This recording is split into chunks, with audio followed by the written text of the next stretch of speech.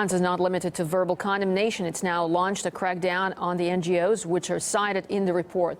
For more on this, let's now cross to RT's Paula Slier.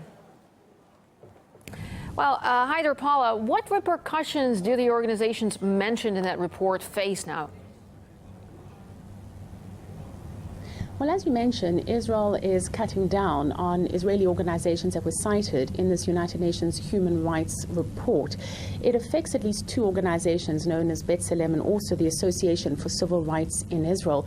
What we think is going to happen is that these organizations are likely to see cuts in their funding. There is also talk of here in Israel, you have a situation that if a youngster doesn't want to serve in the army, he or she can do community service, and these organizations will no longer be recognized as organizations where people can do community service through.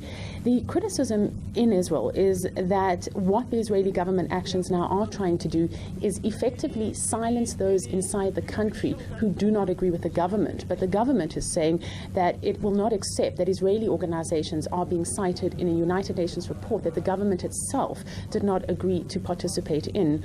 What this United Nations report found was that there were abuses committed by both Israel and Hamas that they say might amount to war crimes. It was referring to the 50-day war last year in Gaza. In fact, that war was exactly a year ago.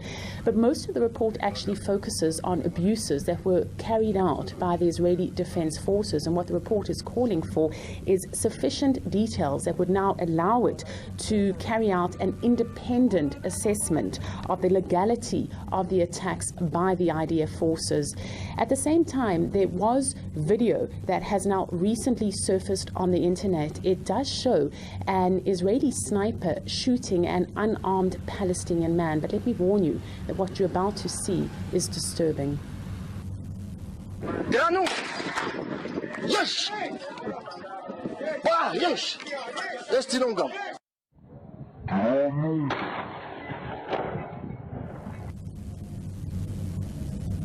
The Palestinian Authority is now pushing for the findings of this report to be reviewed in the International Criminal Court, and we understand that tomorrow they will be submitting documentation. Israel has said it will not recognize the workings of the ICC and will not participate or cooperate with its prosecutors.